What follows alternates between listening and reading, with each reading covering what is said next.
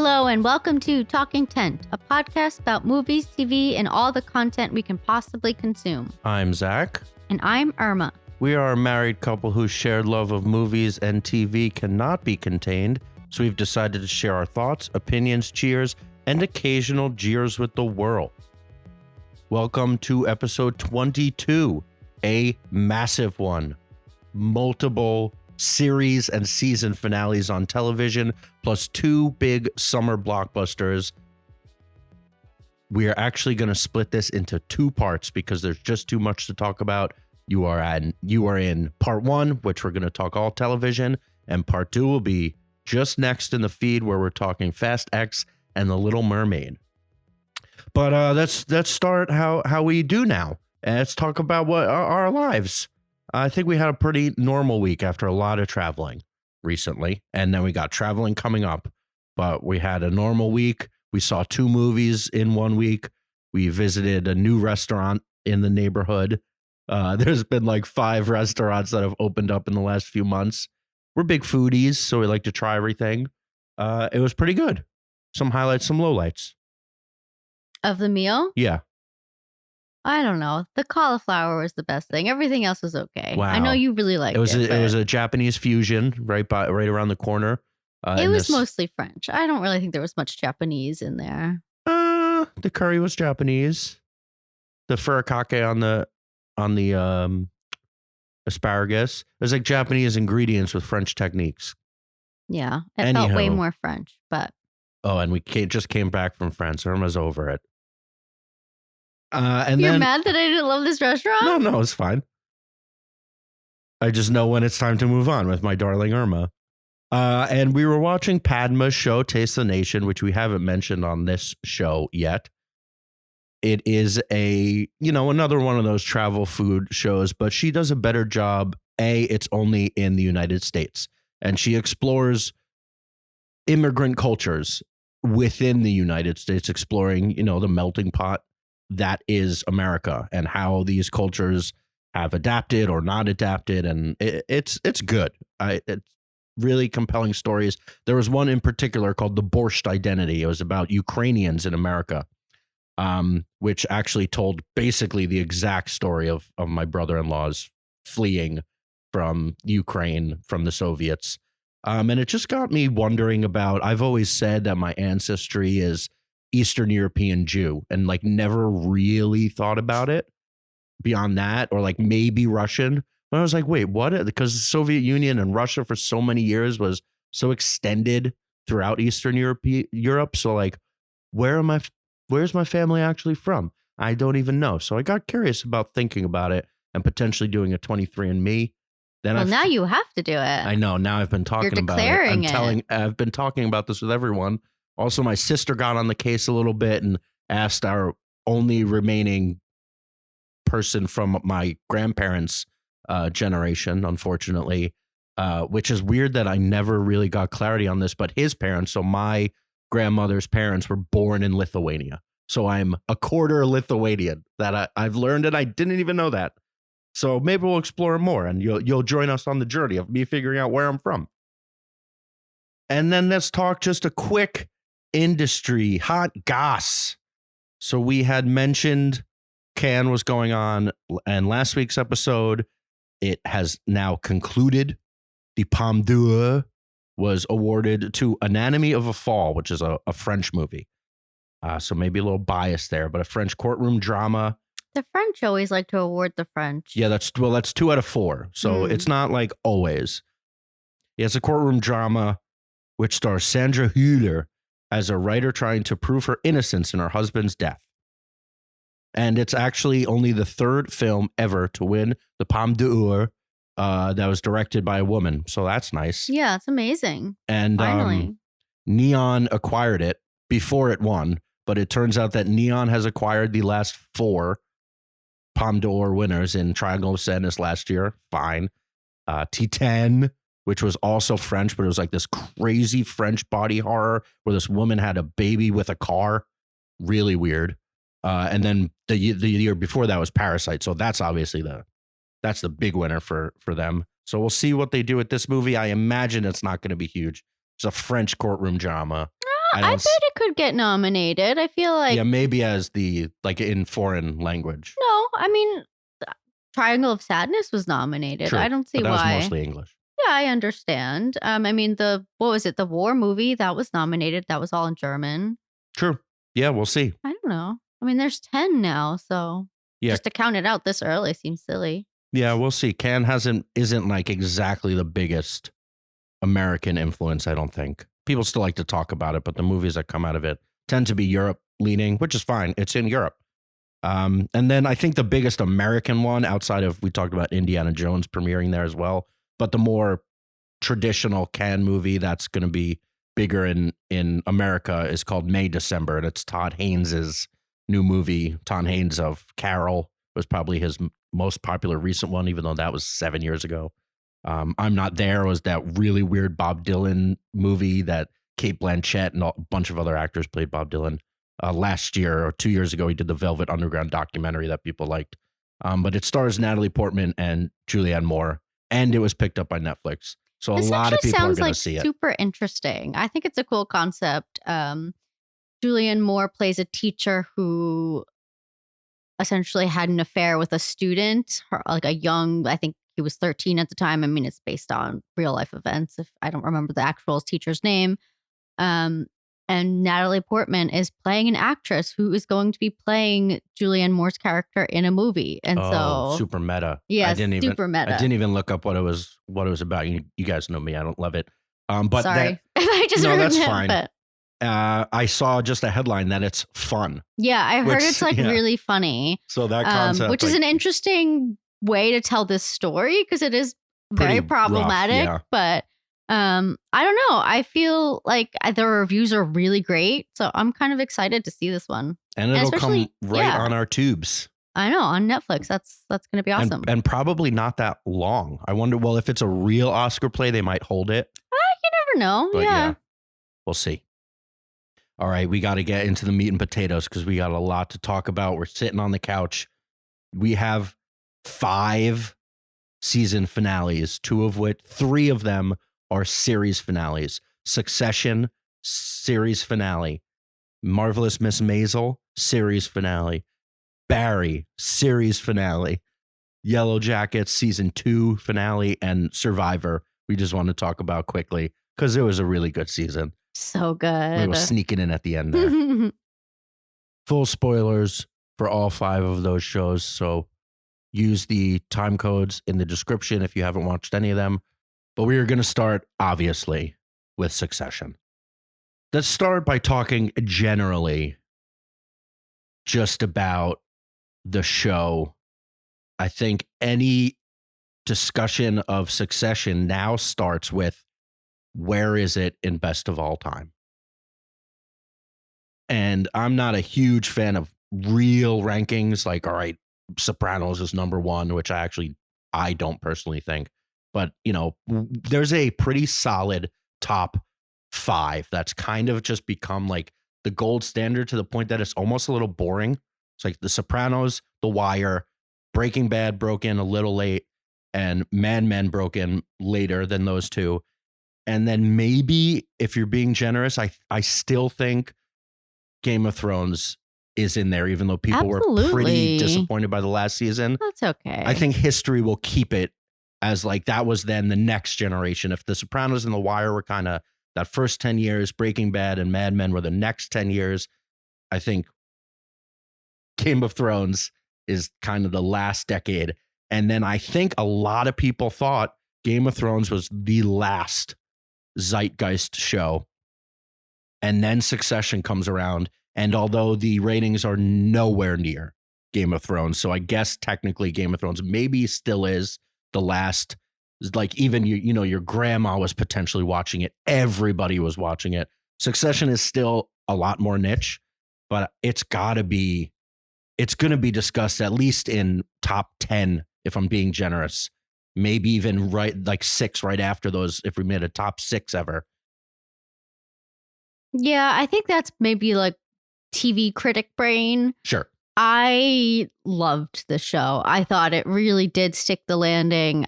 To me, this is probably one of the best series finales I can ever remember in my lifetime. Like, I didn't watch The Sopranos. I didn't really watch The Wire. And I watched Mad Men, I watched Breaking Bad, but those feel like so long ago. So it's really hard to compare in my mind. But yeah, I loved it. Yeah. And then that brings us perfectly into best shows of all time is different than best finales of all time, because I would say that most of the shows that I just listed, so The Sopranos, The Wire, and Game of Thrones, are not in top finales.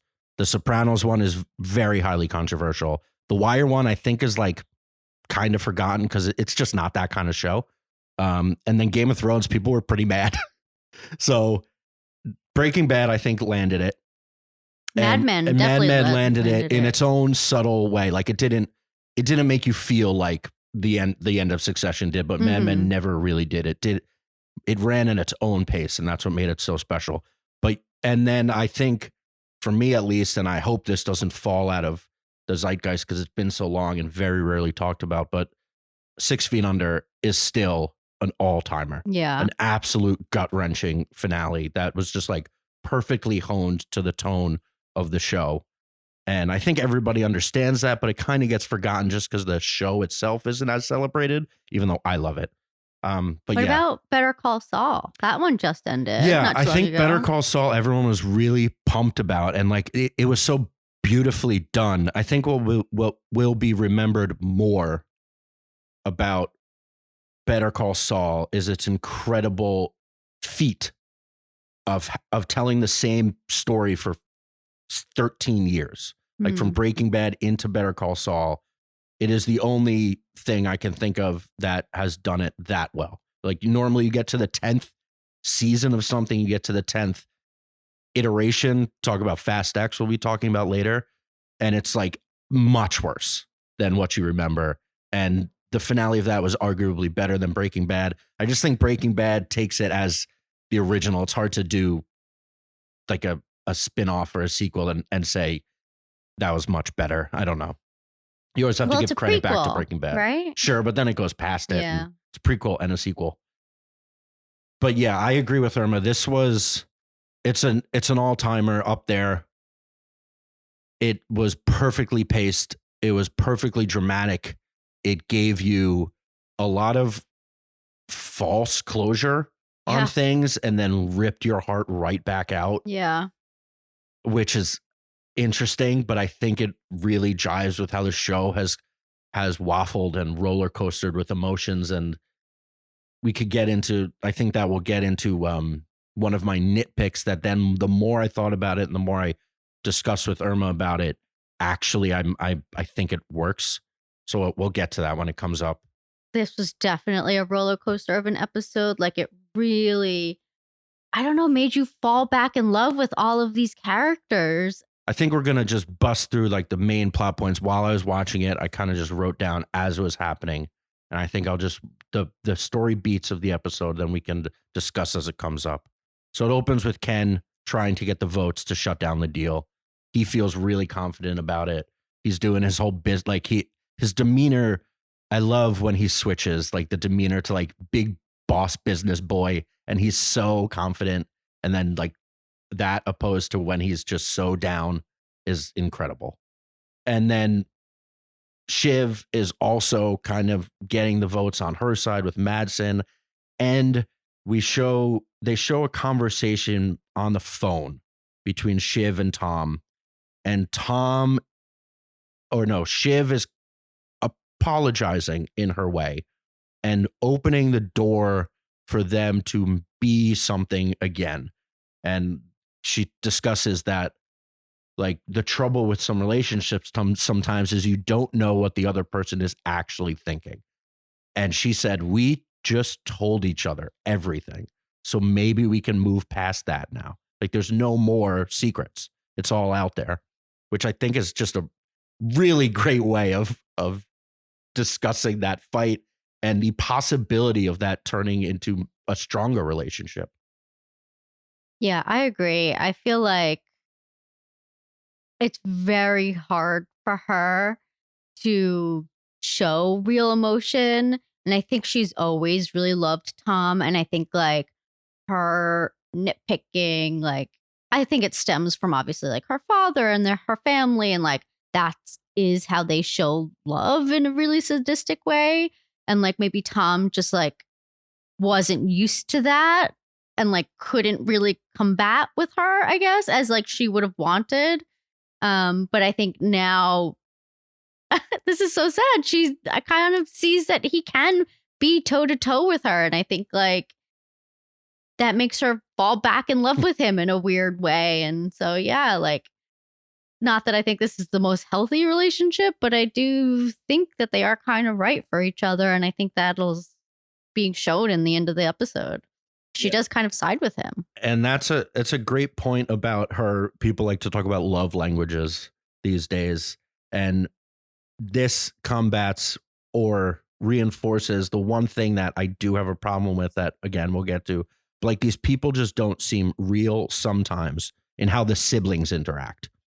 But that's a great point by Irma that like they can say and do these horrible things to each other, but that's like almost their love language because that's what they learned from Logan. Yeah, it's like every time they go to hug, it's like an awkward thing. They don't know how to do it, and they always make a joke about it when they're more comfortable just being the absolute worst to each other. And then within that conversation, Tom says something that is a great line, and it's highlighted, but you don't realize that is the most important line of the show, if not the series. When you get to the end, he says, "You don't like to fail a test, do you, Siobhan?" And in that context, he was talking about divorce and like failing at marriage, but it is so much bigger than that. And it comes out at the end that I think that is the line that she makes a choice at the end and she chooses her side and is the winning side. Well, because she made either side she would have chosen. Sure, but we're jumping to the end, but in the side that she chose, she definitely has way more power. Yes. Than just ceding to Ken. Yes. And we left Roman in the previous episode with his meltdown in the protests in Manhattan, getting beat up by the lefties. So we don't know where he is, and neither of the siblings know where he is, and really nobody seems to know where he is. It comes out that he's with their mother in, did they say Bermuda? Barbados. Yeah. Another beautiful compound that they just happen to have in the tropics. So both Ken and Shiv go down there to sway him ultimately. I mean, that's what they want. They want to make sure. Yeah, they want to make sure that his vote is on their side and being the opposite side. Shiv wanting to vote the deal through, and Ken assuming they made this whole plan together of them taking over. But now he seems to be waffling, as Roman so often does. And then that leads to just some beautiful, beautiful scenes down in the tropics. Yeah, I think this is my favorite part of the episode. Yeah, which is so sad because it's false. I don't think it's false. I think it's like them like being kids. Like this is probably how they were acting when they were younger. And I don't know, like even the way Roman is dressed, like him in his like neon shorts and like this like cute little polo. I don't know. He just looked like a child. And like he goes home to his mom, you know, when he falls down. And I don't know. There's something about it that just feels so like nostalgic in a way. Obviously, this is not my nostalgia, but I don't know. It's just kind of like they give each other a hard time, but they eventually like come together to like fight this foe that they have together. And I think it's really sweet. And it just like, it reinforces their bond to me at least. And like, why they do love each other and that they are like they have these like you can see them doing this when they were younger. And I don't know, I just feel like it's not false, not to me at least. Yeah, so I suppose that's true. So while they're away from the business, they're pretty harsh to each other, as it always does, and the armor slowly starts to melt away. And as they're with their mother in an isolated place, they can open a window into what life could have been without this business and just be brothers and sisters. And Ken is still pushing for himself as he always does. He does it with a softer hand sometimes because later on he does not. Other people are a bit more direct. But he essentially pitches like it can't be. Oh, no, actually, so a bigger plot point. While they're down there, Madsen pitches Tom to be CEO because he just can't. He doesn't see Shiv. Shiv, I think, in his eyes, is a bit too strong. And he doesn't want a partner, he says. He wants basically a mouthpiece. And Tom pitches himself as like, ooh, I love pain. Like, I'll take all the shit. I'll take all the crap. And I'll just be your mouthpiece to continue running whatever the business is that you want. Well, I felt like Tom's pitch was so realistic to most people. I don't know. Like, and also it's kind of funny, like the whole series, Tom is literally, and maybe Greg to an extent, is literally the only person that works. I mean, besides like maybe like Frank and Jerry and them. Yeah, but the you PR see people. Tom working. Yeah. Like it's kind of. But you do. You do. And then he says like he's up worrying all night, like making sure that everything goes off well. And I don't know. There's something like endearing about him. And like maybe in the moment it doesn't sound like he's pitching himself that well, but he really is. And like that's exactly what Madsen wants. And also in the beginning of the episode, they show this like vulture piece of like Shiv controlling Madsen like a marionette.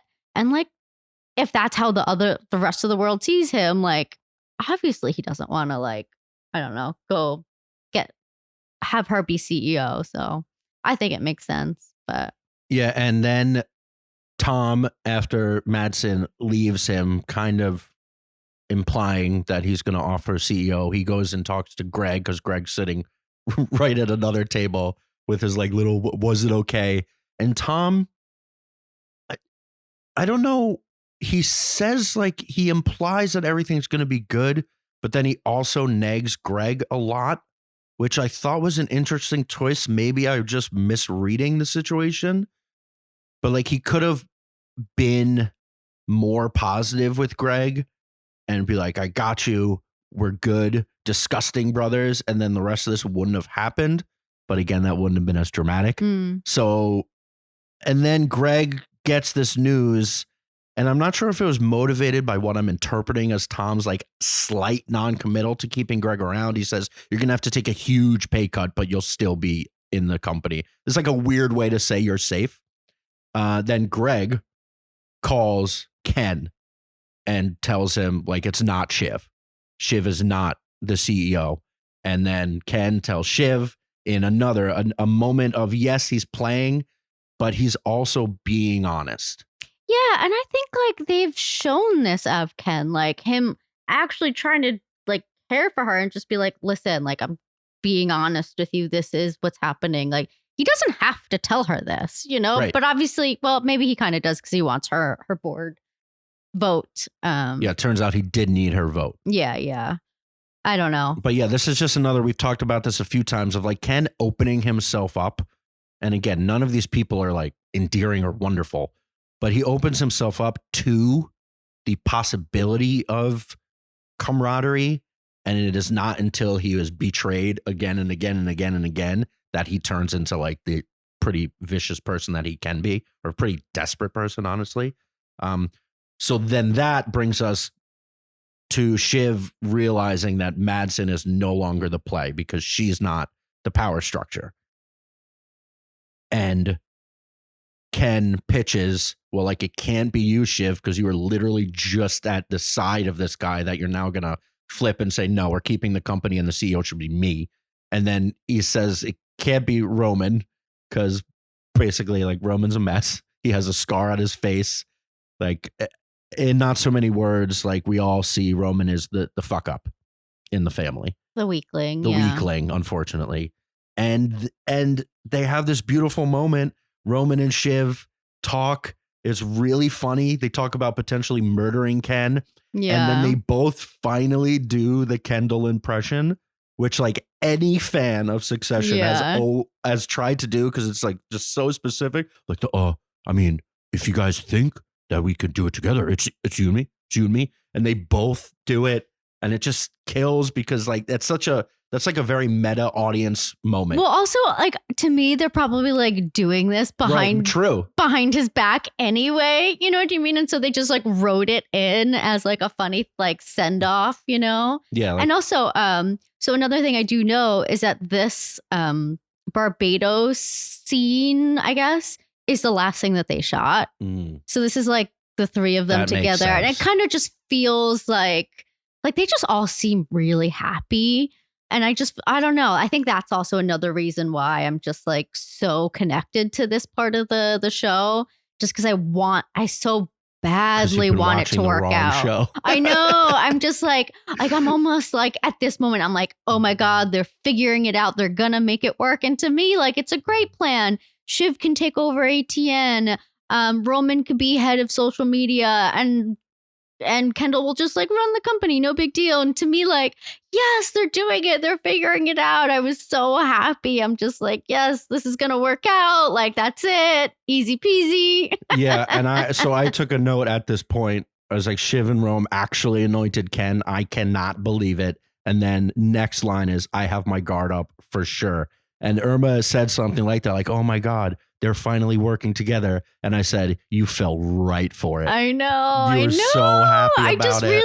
I don't know. I like to think on the positive. Like, no, this is going to work. This is going to work. That's how normal humans should work. And also, we have said that we want Ken to ultimately get it. True. We have said that. Like, he has been our main character, I think, throughout this whole show. And it's like so hard. Like, you can see how desperately he wants this. And like, we fully see that by the end of the show. And it's just like, why shouldn't it be him? Like, I know he did kill someone, but like at the same time, I don't know. It's hard. Like, these shows humanize these people. Like, these are awful people. Like, we shouldn't be siding with them, but it's so hard. Like, I don't know. Yeah. So much humanization, so much just normalizing them as humans again. And it's all bullshit. But they watch the biggest reference to it being kind of crap, but also it being so beautiful is them when they seem to be all working together, and then they're going to Logan's old apartment that now Connor and Willa own to figure things out. And then it also turns out they're like getting rid of a bunch of the furniture, but they have a video. Well, that's why they're going. Yeah. The fire sale, whatever they call it. Yeah. They have a video of Logan and a bunch of the close older people. Yeah, I thought it was very notable that this was like a dinner and the kids weren't invited. And like Logan was like with like his closest friends and family, and like Connor was there and they weren't. Right. Well, I think that's like super notable. It was presumably the time before he died. Well, obviously before he died, but the time like in between kind of season 3 and season 4 where they just weren't talking. I know. I fully understand, but it is like notable. Oh yeah, of course. And like they're all like having fun and not talking about work. And he seems much lighter. Yeah. Logan is like able to joke in his own way. And he takes Connor does like impressions of him and he right allows to his face, that. and he's okay with it. And again, just like humanizing what we learned is like this evil dude. I think it's super manipulative of Jesse Armstrong because like he's humanizing Logan, he's humanizing all of the kids, and then like they're just gonna turn around and be like absolutely awful to each other again. And it's just like it's a gut punch. Yeah, he gave you the nice finale. Yeah. And then he ripped it just from end your it there. soul. Just end it there. Well, in that same time at the apartment, Tom tells Shiv. Yes. So Shiv knows that Madsen's there. She's out on Madsen, but she thinks it's going to be just like some random, like a tech bro or someone else, another American, but someone outside of the family. Who wrote the Vulture article. I think that's something with an L. I forget Lawrence. his name. Yeah. But then Tom says it's him.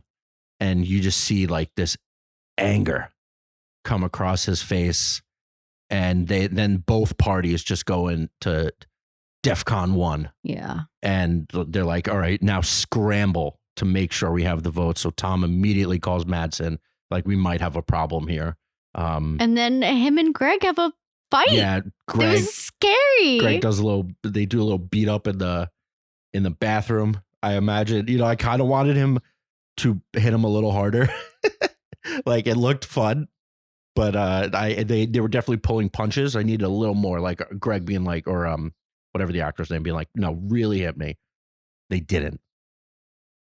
And then we get to the board meeting. This is what it's all been leading to. The whole friggin' series. We've been here before, but this is obviously the end. And Ken, he doesn't make much of a pitch. Right. So Ken, again, is in that like boss business move. And technically he was right that he was like, we know the votes. Nobody's changing their mind in this room. Yeah. So let's just vote. And also, I just want to say, like, even before they got to the boardroom, they were in their father's office, the three of them. And you can just start telling, like, Ken was just like saying things, presuming things. And I think Sarah Snook is such a great actress. Like, you can tell so much by the look she has on her face. And you can start like seeing her like look at Ken a certain way. And she's like almost like waking up to this, like, what are we doing right now? He is such a doofus. You know what I mean? Like, kind of looking at him and being like, is he really gonna be doing this?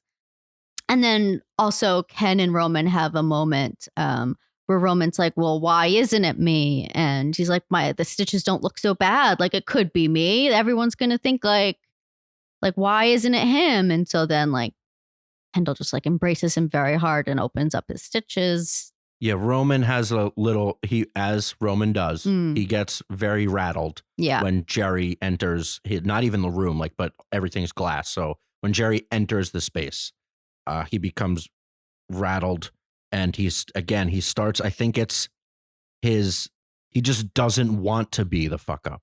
He's tired of it.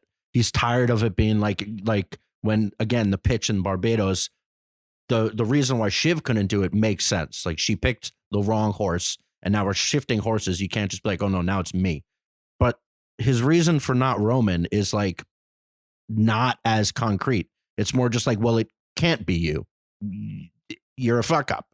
Yeah, but I think Ken is more of the fuck up than Roman, to be honest, I think. Well, sure. So, well, maybe not more, but equally. But I think his fuck ups are quieter. Like, he shows. He's a drug addict.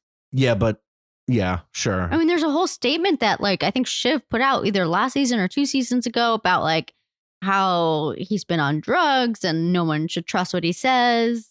True. I don't know. So it's out there. Yeah. So, like Irma said, Kendall soothes him, but also asserts his dominance with a hug that presses his head so hard into his shoulder that the stitches open up. Meaning, like, no, the stitches are, but like, this is not you. It's me. We've made this decision. Yeah. And the one thing I did notice, because I immediately looked at his left shoulder, and there was no blood on his suit. Yeah. Which is like, I was like, all right, well, that's a mess up. But they didn't want blood on his suit. And then, then we get to the board meeting, the vote. And Ken, again, like, very confident. He's a big business boy. If he could have rapped, he would have rapped. If he could have walked into Notorious B.I.G., he would have done it. He's got the votes. They go around the table. Roman is the second to last vote. He's hesitant, but he goes, yep. Like, he goes, nope, no to the deal. And then Shiv pauses. And Shiv waffles. And Shiv leaves the room. And then the explosion when the siblings go follow her and talk to her. This was one of the hardest scenes to watch. I just couldn't believe what was happening. The amount of times that we've said the Jeremy Strong Emmy reel is like literally every episode he has. I mean, I think all of them in this scene. It's great. His is just so showy. And just the things that they were saying to each other. It was, my stomach was like turning over. I just couldn't believe it. Yeah, brutal. And absolutely brutal. Shiv says she says, I love you, but I can't stomach you. Yeah. And she finally brings up that he murdered someone. Then Kendall lies about it, saying, it was a brain dump. Like, I just said it didn't happen. Like, I don't think they actually believe him. And I That'd be think such a weird thing. that was the thing that turned Roman against little him. No, I think it was. And then the just a line and a delivery that will stick with me that is just like so brutal to his own character is when Kendall is, well, he's just begging. And then he's like stomping his feet. Begging Shiv. Like, I'm this the is all oldest I am. boy. And that line, I'm the oldest boy. And he's not. True, he's not. And she says that. She's like, you're not. It's just like, it's so he becomes grovelly. A 10-year-old They child. go back to being children. Yeah. And it was embarrassing for him. We always talk about being Team Ken, and that was like a really hard blow to Team Ken. I know. But and then Roman too, with like about his kids. I thought that was so brutal. Calling Ken's kids like not true. And then Ken attacks him again. Yeah. And then Shiv leaves to go vote. And another great line that sums up the show is Roman finally says, we're bullshit. Yeah. We're all bullshit. Like, that's what our audience and all of us have been saying. Like, these three siblings haven't done anything. And we're talking about 4 years of who's going to take the reins. And like a back of our minds, I was always saying none of them. Yeah. Because that is the show. That is the show. No one's going to be happy. Ken goes back into the boardroom thinking he can still work it out, but Shiv had already voted. She voted to get the Madsen deal through with Tom as CEO. Tom comes in all smiles, and she won in a really weird, the only way she could. Well, she's always been the woman behind the man. I know that sounds so sexist, but it's true. Like, she was, I forget which Democrat, but like she was his advisor in like the first season. She's done that with her father. She's done that with Tom. Like, she's always the one who gives really good advice. I mean, she did it with Madsen at the beginning of this season with like all the numbers. Like, she knows what should be done, but she can't be the one to do it. It always has to be like someone else doing it. So I think like that is like not the best rule for her, but like she knows what to do, and she can do that with Tom. Like, she can manipulate Tom to do what she wants. Yeah, so technically Tom won. Yeah. I wrote Tom on the throne. Unbelievable. It's a theory that I think everybody who's watching had mulled over. If it wasn't one of the three siblings, Tom was the more obvious candidate. I know you had said Greg, but I was like, there's no way that's like too bullshit. Yeah. Tom at least like makes sense. He's been the head of ATN, which is the thing that Madsen. I mean, he's the only one who works. Yeah. So funny. And do you remember in the beginning of the season where it was like Frank, Jerry, Carl, and they were like, oh, we'll throw our hats in the ring. Yeah. And then Tom comes up. He's like, oh, I'd also like to get in there. And they all kind of like scoffed and laughed at him. True. Yeah. So it's just really funny. It was always his. Yeah. And I honestly thought my vision of the kind of closeout scene was going to be the Kendall face in the boardroom or something similar at the head of the table. Like, he won, but he still had that horrible face, which they did show, but at the cost of nearly everything. Like, he would have destroyed Shiv, Roman, potentially his own family, his kids, to get to that point. So like, I mean, yes, I think he won. kind of already did, and he didn't even get it. Sure. Yeah. I don't know if he killed his relationship with Roman.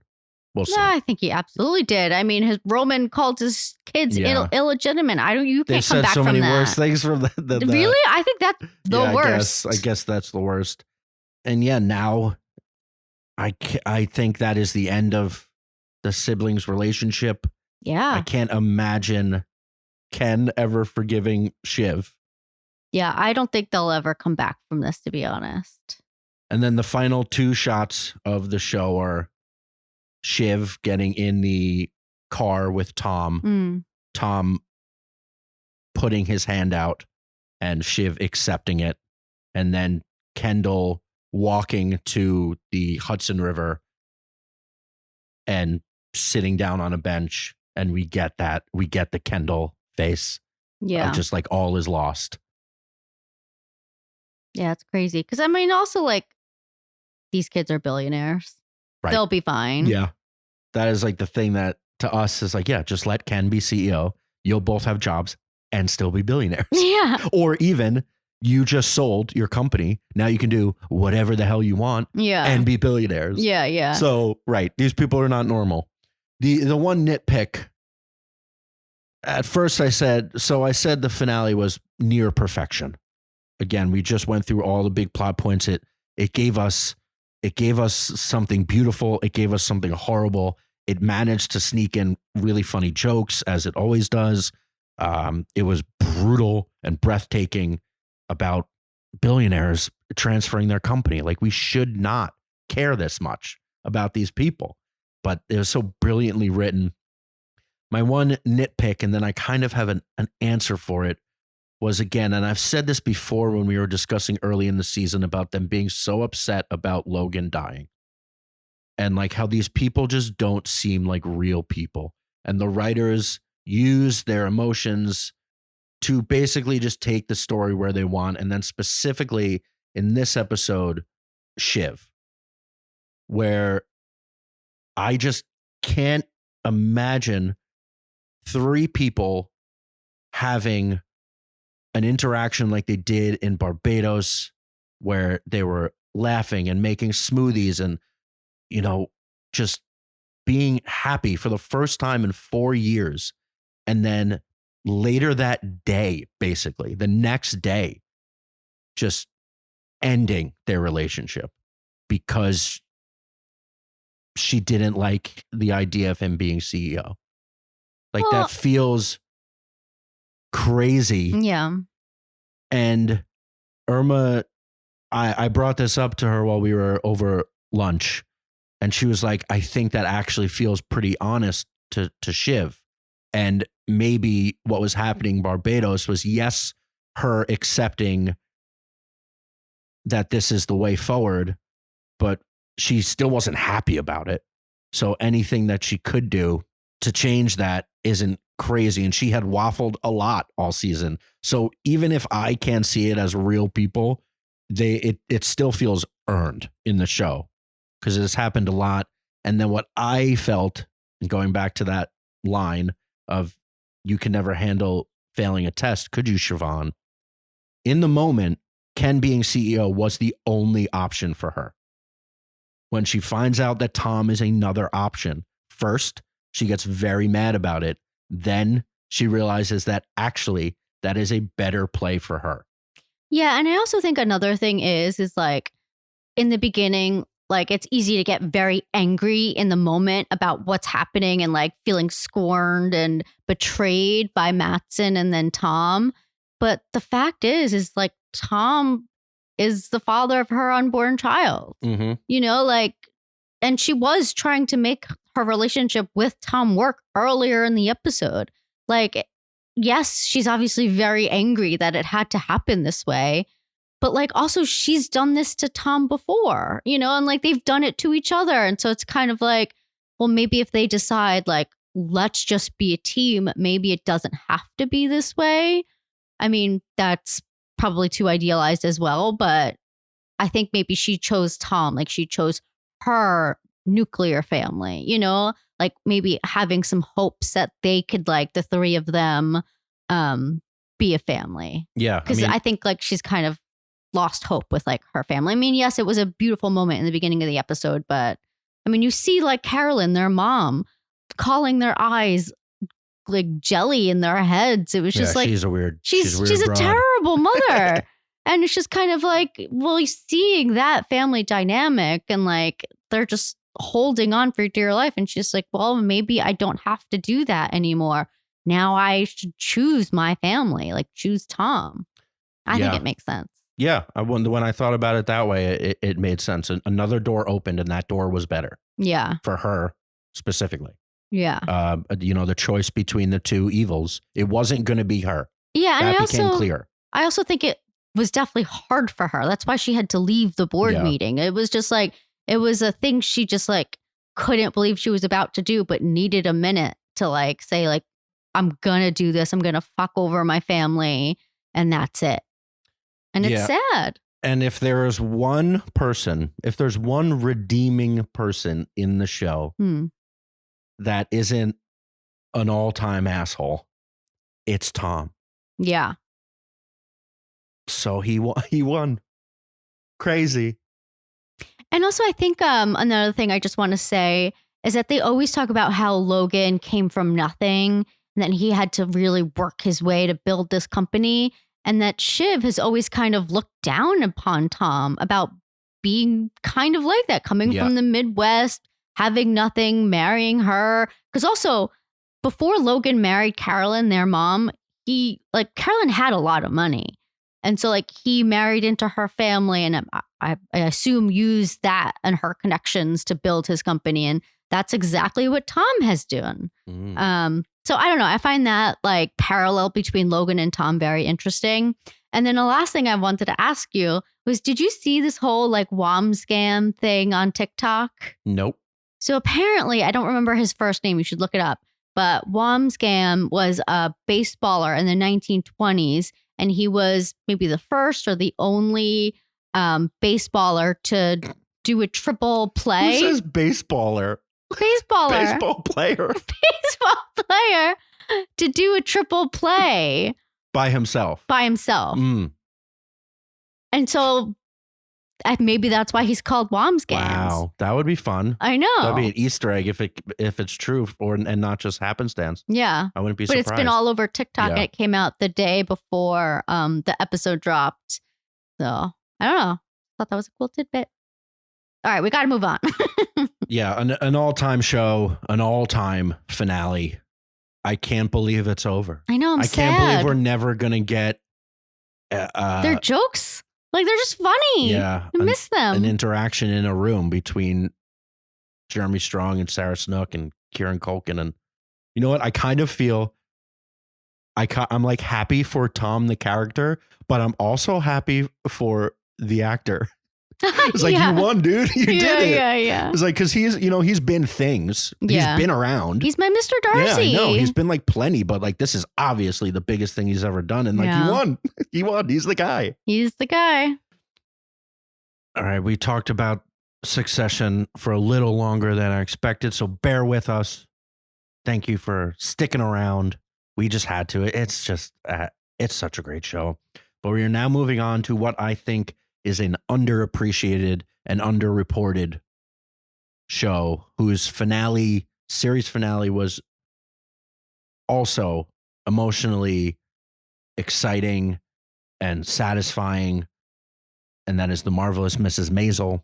We've talked about a few times on the show. Its first season was very highly celebrated. It won all of the Emmys. Rachel Brosnahan won. I think Amy it still wins a lot of Palladino. Emmys, though. I don't think so. No, I think it does. It was nominated last year. What's her face? Alex Borstein always wins. Yeah. So Alex Borstein has won, again, the first two seasons, and then she's been nominated ever since, but not won. I just feel like it's faded from the zeitgeist. I don't know why. Maybe it did dip in quality a little bit. Last season maybe wasn't quite as good. And then even the beginning of this season, I did have my complaints, specifically about the 60 Minutes interview, which turned out to be okay, although I still would have done it a little bit different. Yeah, I still would have done it differently as well. I think they could have hinted at her success and her future, giving us the window into what is happening without really laying out bit for bit exactly what happens and how many men she married and how successful she was. There's ways to go around without being as specific as they were. But all that said, I thought the finale was very, very satisfying. And just a few key plot points. They show Lenny Bruce back. I think Lenny Bruce is her biggest mentor, her biggest advocate, but also potentially a love, a real true love of hers. So I like that they brought him back also because the actor he's just so charming and compelling. Yeah, he's very good. And then Gordon Ford allows Midge to be on the show after finagling by Susie, and he hates it. He's real mad about it. Everyone's pumped except for Gordon, of course, but she tells everybody it's all been building to this. Like, this is the break that we have all been waiting for, like her being on Johnny Carson, essentially a stand-in, where many people in real life made their real breaks and became superstars. And we get to that moment and he changes his mind, and it's just going to be an interview with a writer. So he doesn't even say her name in the intro. He just says, we're going to talk to a writer. It's going to be an interest piece. No, he says my lady writer. Right. The resident lady writer, which is, is so demeaning. Yeah. And it's like gut wrenching that she's not getting this opportunity. It's basically just like, here's a behind the scenes look at my show. Yeah. So this is not about Midge. It's about my show and me letting you in to the background of it. And then he even turns the camera to show the rest of the writers. Like, this is specifically not about Midge. And she gets all mad. She actually starts to adjust, as she always does, and say something funny, even in the context of him totally sandbagging the interview, totally like basically just taking all the credit. And he immediately cuts it off. He says, all right, we're going to go to commercial when they're not supposed to go to commercial. And so that there's time left. And the name of the episode is called 4 Minutes. And she has 4 minutes. They're going to come back from commercial because you can't just like make shows shorter back then. There's a time slot and it has to be. So she sees the microphone, like your classic stand-up mic that I guess they had there because the announcer uses it. Yeah, they showed that. Yeah. And you just see it. You see the twinkle. They make it pretty obvious.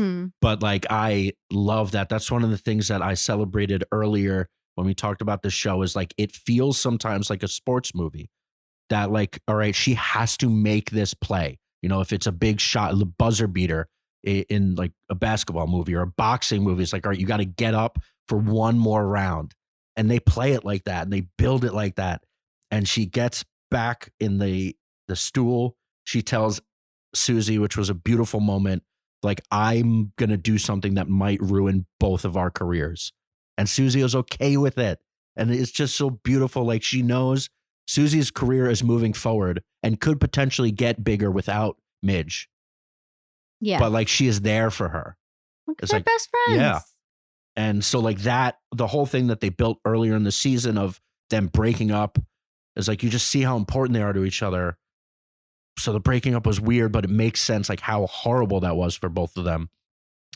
And she just tells Gordon, it's like, oh, I'm not a writer. I'm here as a comedian. I'm going to do a set. And like, in that moment, you can't just have because the camera was right, back. The camera's on. The audience is there. Like, he can't just be like, oh, no, you won't. Like that. It's just like she trapped him. And she does it and she freaking kills. She does funny bits about her family. She kind of goes back to the classics that we've all seen before that she did in The Gaslight. You know, a lot about her Jewish heritage, her parents, Joel cheating on her, the kids. And then she turns it into this really motivational speech about women and not just accepting your fate and not letting people hold you down and being independent. And it's like so well worded, which is exactly what I've been celebrating the Paladinos when they write something. Man, can it land. Like, we're talking Succession being so well written. This show is also really well written. It's not as brutal. It's not as, whatever. But like, when it gets to the heart of it, everything sounds so good. Yeah. And she's supposed to have just come up with this off the top of her head. No, I mean, she was practicing her practicing. set, but yeah, not the 4 minutes, I guess, because she got her time cut. But yeah. And it just kills, and it just feels like this perfect encapsulation of the show. We're rooting for her. I wrote down, Miriam grabs the mic and takes her shot. That's fucking go. Like that, like what you would yell when there's 1 minute left in the Knicks game of like, sports fandom, or just like this thing where you're rooting so hard for it to happen. And she does it even though we knew it works. And that's the one thing that I still keep coming back to, I still felt it. Yeah. I don't know. I felt like the 60 minutes definitely took away from that moment for me. I'm not going to Slightly. lie. Yeah. It definitely, so it definitely took away from will she fail or will she not? Mm-hmm. The one thing that I'm a little bit okay with, which kind of goes against my normal viewing of shows and such, is like I was watching it feeling that I could just root for her, knowing that it does work. Yeah. You know, like it took away that kind of pit in my stomach feeling like I had with Succession. I mean, like, this is not what's going to happen. You know, you kind of knew already, even though I just like was equally as excited for her. Yeah. And then the only reason I brought up the Lenny Bruce thing early and they kind of tie it all up is that she, right before she went on the show, she looked at these lucky numbers and puts it in her bra. And you're not really sure what that is. I guess it like could have been from Joel because he had like the Chinese connection with this club and you weren't sure what that was. And like, it's also just lucky numbers. So it could just be randomly lucky things. And then it turns out that a few weeks prior to that show, Lenny and her had dinner and Lenny was talking to her like, you're gonna make it. Like, you are so good. You're gonna be more famous than me. You're gonna be more successful than me. I believe in you. Like, this is happening. And it was just like nice to show that she took that and that helped her among many other people around her. Joel in the audience, Susie by her side, her parents, like all of these people propped her up to become what she became. And then they cut to 2005 and it ends with Miriam being uber rich. Like a slightly sad because she's in this massive apartment and alone. Like they definitely hint at not everything is perfect, but what they end with is a phone call with Susie, who's also in this massive apartment. No, not an apartment. A house. Again, somewhere in the Caribbean, we assume. Somewhere beautiful. Somewhere gets compounds in the Caribbean. And they watch Jeopardy together, and there's just a funny bit of them starting the VCR at the same time. And they just like giggle and they're just laughing. And that's how it ends. And again, we talked a few times about the show. Yes, it was about Miriam becoming successful, but it was really about the friendship between those two women. And that is how they chose to. That was a closing scene as their friendship. Yeah. Yeah, it's beautiful. I love this show. I'm definitely going to miss it. Good series finale. Definitely not like as far as Succession goes. I would say like the final episode, I wouldn't say like is the best final episode, if that makes sense. But as a series as a whole, it's definitely going to be something I think about. Yeah, I think it just, again, it doesn't get the press it used to. It doesn't get the celebration from the critics anymore. I think maybe because it's a little too nice. Like people normally sway towards these more horrible shows. But I think it just like constantly surprised me, which just with how effective and beautiful and smart it could be. Yes, it's very smart. And I will always champion this show. This will be like one of the ones that I'll keep bringing up, much like I often keep bringing up 6 Feet Under. It's like, let's not forget about that. Yeah. Because there's so much. And this, I thought it was just a really special. And yes, did it wane sometimes, but every time it had to stick the landing, it always stuck the landing. Yeah. I also feel like it being on Amazon, like maybe it just got a little lost. Yes. It's not on like a major network or platform, and maybe like Amazon just wasn't doing the things it needed to do to really promote it like it should have. That's a very good point. Like Amazon really doesn't have a smash hit. I think The Boys is their biggest hit, but that's like a different kind. That's like playing on Marvel being really popular and just making like, all right, this is gritty Marvel. You know, it's not really building up something wholly singular, at least anymore. I don't know, maybe because they did a great job in the beginning and then maybe they just started concentrating on other things. But I really loved it. I love all the characters and I'll miss them. Yeah. Miss Tony Shalhoub for sure. Oh my God. He just always had just the funniest little smart quips in the background. Like sometimes his volume would be down and he'd just say these things like under his breath and they'd be so funny. Yeah. Speeding right along.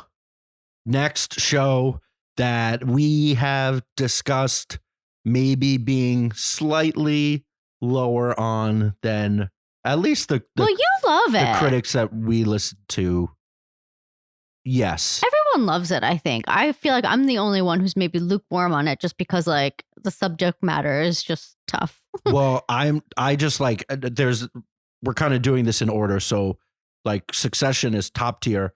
I really loved Maisel. Barry is like was very good. Yeah. But I find it nowhere near, maybe not nowhere near. It was really good. But there's just like something about it that I just don't feel. There was one moment that my mouth dropped open, and then I was like, wow, like I can't believe they did that and they did it so cool. But like at no point did I feel the emotion of the show. It's like it's a very cold show, and maybe that's why. Yeah. Yeah. I mean, I feel like this is like not an assault, but definitely like an indictment. Is that the right word? On Hollywood and what it does to you. I mean, this is written, it's partially. directed, it's created, the lead actor, it's all Bill Hader. This is from his head. And I find that actually truly amazing that he's able to do all of this. Like, I can't imagine how hard that is. And what he was able to accomplish, I think, is really great. And you can just tell, and like all of the actors, when they like have interviews, they always like praise him. And yes, and maybe that's pretty typical, but like, I don't know. I just feel like you can really tell like how hard he's worked on this. And so I give him a lot of credit for that. Yeah, you have to. It really is good. The only reason I waffle a little bit is because it doesn't hit me emotionally, but I think that's fine. Yeah, I think that's okay. And some of it I is don't think so you're meant smart. to. I think like you're not really supposed to like any of these people. It is like a very cynical show. Like, I also think like Bill Hader's character Barry, like I think he also kind of hates that character in a weird way, which is crazy to say because like with Succession, like those characters are all so humanized and you really feel for them, even though they're terrible people. And like Barry is a terrible person, way even more so. And I feel like the fact that we don't like him and don't feel connected to him is a good thing. Yeah. So just we'll do some quick beats of the show. Nothing crazy breakdown. One thing I loved was it opens with him just walking into Walmart and saying guns. And he walks out with these assault rifles over his back through the toy section of like and no one even gives him Walmart. A second glance. Yeah. It's just like such a funny indictment, the word that you used of just like America and this like bullshit gun culture we have, that you could do that. So like, yes, there's so many smart, funny moments that he really still are. weaves in to this like pretty brutal story. And then we talked about that the police now think Jean killed Janice Moss, and her dad thinks that too. And they actually think that he manipulated Barry to do it. But it was really all Jean's idea. And then we have the standoff between Fuchs and Hank, which I guess feels a little forced. Yeah. That they were like feuding. I'm not really sure why. It was like basically because Fuchs just wants Hank to admit that he killed Crystal Ball, and Hank isn't going to say that. It worked, but it didn't feel so natural. It didn't feel super earned, I have to say. It just felt kind of like, we need everyone to die, so this is a way to get them all to kill each other. Yeah, and like Fuchs killing Hank felt forced. And like for Hank, arguably the best character on the show. Not arguably, like the best. Yeah, Barry and Jean are obviously the centers, but like Hank was just such a scene stealer. And I love the way he died. I love the final scene of like he's super just so hokey, dramatic. Yeah, and like him grabbing Crystal Ball's the metal hand of the statue. Yeah. Like that totally worked. But like for it to be Fuchs in that situation, I don't know. Like the Fuchs, that rivalry only happened within the last few episodes. Very similar to like them just forcing a son in the story. Yeah, it's like, all right, we get that you feel this way because of this one thing, but like we've also had 3 years before this to build out potential other solutions. Like if Barry had to do it, I don't know how they would have done it. Well, because he had Sally and Jonathan, his son. Yeah. So like that's like that's a really easy way for him to do it. Yeah, I think that's if Barry had to kill them both. But what was so.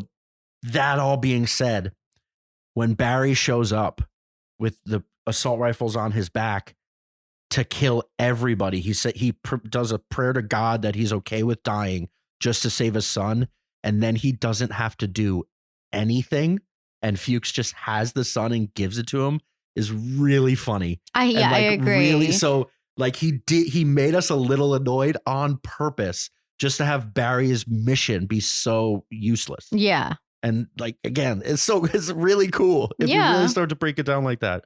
So the crews all kill each other except for Fuchs, who lives. Somehow.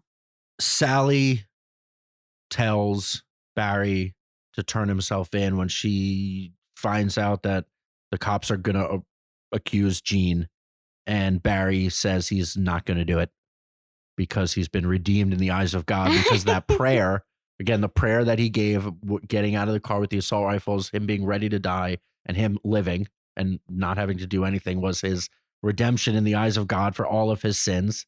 No, he convinces himself of this because he's bullshit. And then he goes to try and find Sally, assuming she's because she leaves. He wakes up in the morning and she's gone. She took Jonathan. She's gone. And he goes to Gene's, thinking that she's there, and she's not. And Gene is with his lawyer. I forget his name. He's so funny though. Yeah, and he is just like bemoaning his life. He has a gun, and it looks like he's gonna kill himself. He's kind of like, I guess, submitted that he's not getting out of this situation, but like in the classic Gene way of like, oh, woe is me, like he kind of just gives up, but in a very dramatic way.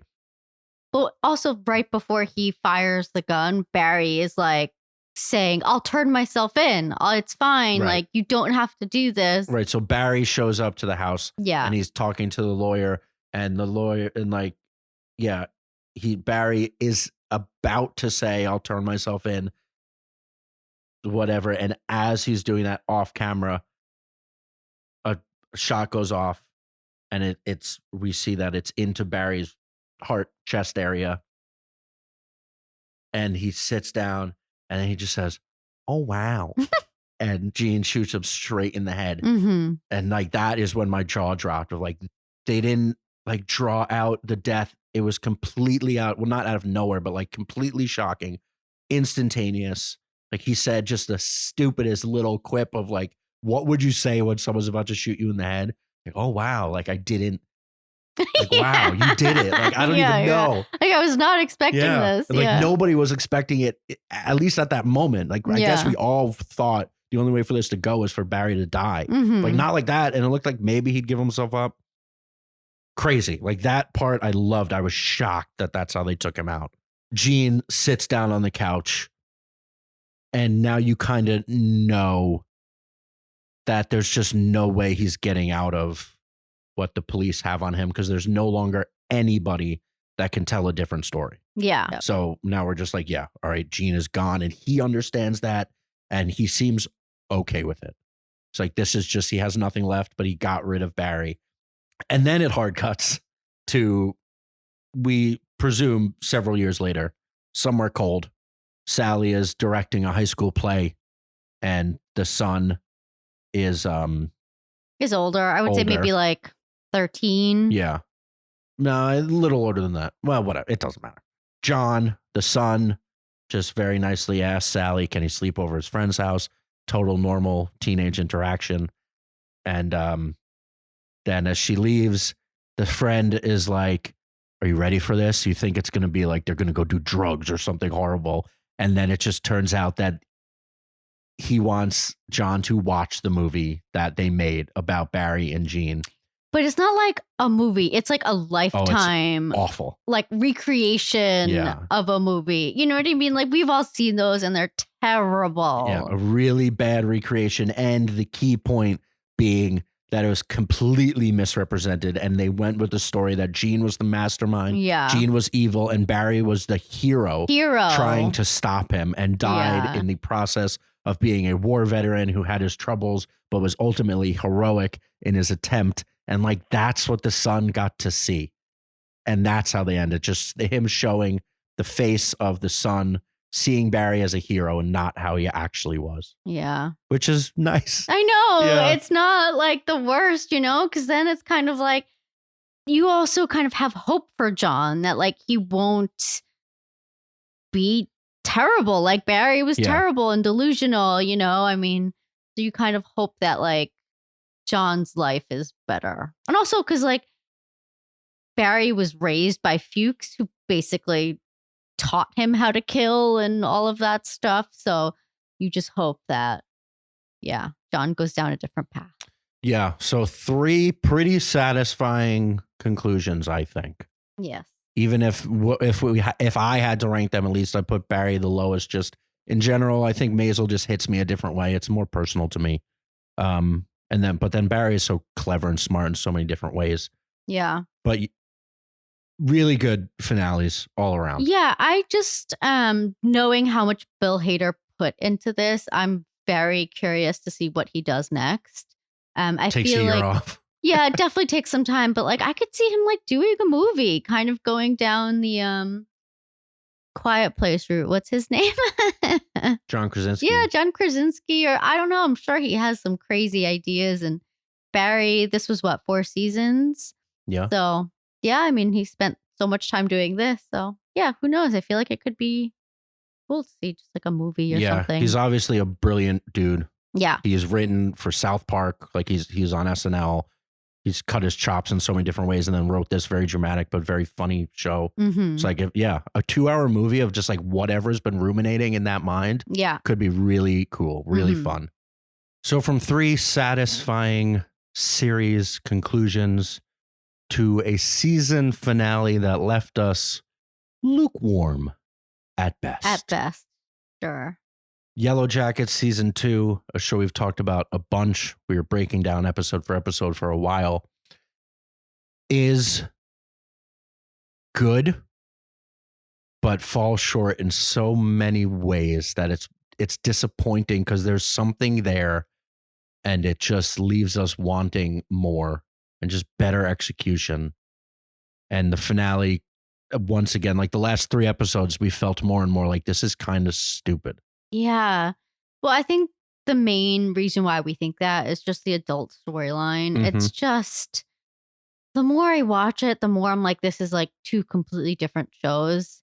And I just really feel like there's just a lot of fat here. Like this should have just been a lot shorter. Like give us maybe like 7 good episodes or make them all like a half hour rather than an hour. I don't know. I just don't feel like it just got ridiculous. Like the kids story, like the teenage storyline when they're out in the woods, that is great. Like it is truly great. Yeah. And I don't understand what is happening, why they can't do that with the adults. I just don't understand. I don't know if it's the because actors. the mystery is gone, kind of. Yeah. Or like 20 years of just growing old. But yeah. So the opening was, I loved it, brutal. When Travis so brutal. sees the body of Javi. Mm-hmm. They once again, which we talked about last episode or previous episode, they once again hard cut to the adults, like breaking all the tension. We have Travis crying over his dead brother's body, and like, let us sit with that feeling. Let us sit with that. Give it to us. And they just like immediately switch to the adults. Then they cut back, and it's Shauna preparing the body to cook, and she like, again, like we talked about Shauna being like this fierce leader and taking over, butchering their friend by herself, preparing the body to cook. And knowing exactly what to do. Yeah, like drain the blood. At first I was thinking, you have to drain the blood and take the organs out because then you can't really eat it. Yeah. And they do that. And like, again, a really effective scene of brutality. And then it cuts back again to like Misty just like running around the camp trying to like find something. Yeah. And it just felt, we keep coming back to this, like they just didn't know what to do with the adults. And like, exactly like you said, it feels like 2 different shows. Like there's one of like this, you're a dark, twisted, traumatic coming of age tale, a la Lord of the Flies. And then the adult storyline is like a goofy Scooby-Doo-esque caper in a way. And like maybe they can both be good, and even some of the adult scenes are good. Yeah. But then even within those scenes, they'll introduce another character that'll just ruin it. Like Elijah Wood with the cop was really compelling, but then Jeff comes in with the cop in the same scene, and you're like, this is stupid. I know. I kind of like Jeff, to be honest, but yes, he's in a different show. Yeah. Because he's a goof, and yeah, I feel like goof. he adds like a laugh, and like I'm fine with a laugh here and there. But yeah, I don't know. And like I actually really love Elijah Wood in all of his scenes. Oh, he's great. And like somehow he knows how to like do all this stuff too. I mean, I guess maybe that makes sense because he's like a citizen detective. So maybe he would know how to like kill someone and not get caught. Well, he's also had a lot. So since playing Frodo, he's basically only played psychopaths. So like he's got a lot of chops of playing a psychopath very honestly. So like, yeah, him works. Some of it works. I think Misty works. Misty is so good. But the rest of it really just doesn't work. Well, also, it didn't make sense. Like, okay, so in the beginning of the adult storyline, Lottie was basically like, okay, one of us needs to die. And so the rest of the women are like kind of feeding into that, saying like, okay, yeah, Lottie, all right, let's figure this out. Let's do it how we used to do it. Kind of like feeding into her delusions. But then while on the side, like, or all right, maybe she's right. Sure. But they're like, we're going to call like a hospital and get them here. But then all of a sudden, Van just changes her mind and then doesn't really tell anyone else that. And it just doesn't really make any sense why she would change her mind. And I don't know. And then they have the young girl Nat becomes close with, and then adult Nat in the camp. Yeah. And then who's Shauna's daughter? Callie. All of a sudden, they show up at separate times and they both have guns, and then they're both like trying to like protect their ally. Nat and Shauna. Yeah, it just like doesn't really make sense. I'm just like, why are these girls here? Why do they both have guns? Like, I don't know. Yeah. So the overarching theme of the show is there not a spirit that is guiding all of these actions? And as in the teen storyline, it's quite clearly defined. It's very intimate. Lottie believes it. Nat doesn't, but maybe she's swaying. And everybody's kind of buying into it. And then even when Javi dies and like the wilderness chose trope, I think works. Yeah, I actually really like that. It's still allowing, yes, it was a fluke occurrence, but was it? And I'm fine with that. I love that actually. It's like, is it supernatural or is it not? And I love that it's Nat who essentially is the one who's chosen. Right. And I feel like that is so compelling because she's the one who's been like unbelieving. The unwitting queen. Yeah. Unwilling queen. Yeah. And also she just didn't believe in all of this, you know, and I love that it's her. So then when Lottie brings it back up, I'm okay with that in theory. But I think they've just done such a bad job with the adult storyline.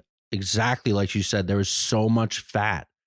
Like we could have gotten to a place where all 6 adult women are in a place together where they have to make this choice. And they think they might or like 1 or 2 of them or whatever, like still believe that one of them does have to die. Mm-hmm.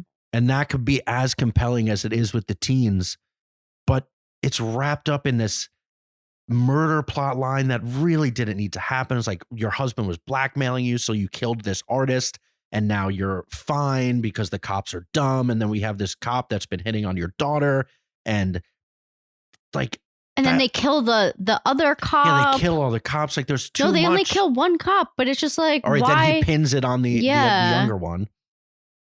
And it just didn't, like you said, it could have been so much shorter convoluted. And much. We concentrate on the teens, and we throw snippets of the adults, and then we come to a similar conclusion with the adults, which could have been as compelling. But the adult storylines felt so stupid that it totally lost it. Yeah. Yeah, I think that's the only reason why I'm lukewarm on the show. It's just because of the adults. Like the teen storyline is the really best. Good. If it was just that, like this would be one of the my favorite shows, I think. Yeah, super And I brutal. don't like I know you horror and don't. like brutal things like that, but it is so good. Yeah, I keep thinking of the It franchise. It's very similar. There's no way around it. And I can't believe I haven't said that before. It's like kids fighting a demon Mm-hmm. and then the demon coming back as when they're adults and them having to come back together to defeat it again, even though they thought they did as kids. In that case, there's like definitively an evil spirit and definitively as adults, but like it's just more contained. And like they could have followed that same thing. Like we still have to defeat this because it's slowly killing all of us. Lottie's in the mental institution. Nat wants to kill herself. Shauna should be happy with a beautiful, normal life and isn't. You know, Misty is like a literal psychopath. She's a serial killer. Yeah, so they built, and like Van is dying, quite literally, and Thaisa is going crazy. Like they built all of that up, but bogged it down with so much crap. Yeah. Like the cop storyline and just like all of it. All these extra people. Yeah. Like that was enough. Show us their lives not being good. Yeah. And like somehow they come together. I just feel like they didn't need to bring in all these like extra characters. Exactly. There's already so many characters. Like you have 12 leads essentially. It's the young versions of each and the older versions of each. And then there's more. Way more. So too many. They should have just simplified it and it would have been so much more effective. I know. I really hope they take their time with the next season and really try and like figure out where it's going. I mean, they say they know where it's going, the creators, but it doesn't feel like it, if I'm being honest. Or maybe they don't have it fully mapped out. They know where it's going to end, but I don't know. I just feel like I really need them to figure out what the adults is going on there. Yeah, and then bogged down in all of this madness, we forgot the biggest part, that Misty killed Nat. Oh, right. Spoiler alert. Yeah. Which again, I thought that was very compelling. That worked. Like that happening worked. How it happened, it's not as effective. Like so, like all the plot points are there and all the beats are there. They just added so much crap that it feels silly. And this show about girls eating each other, growing up to be completely fudged in the head, shouldn't feel silly. Yeah. So we're sticking with it now cautiously.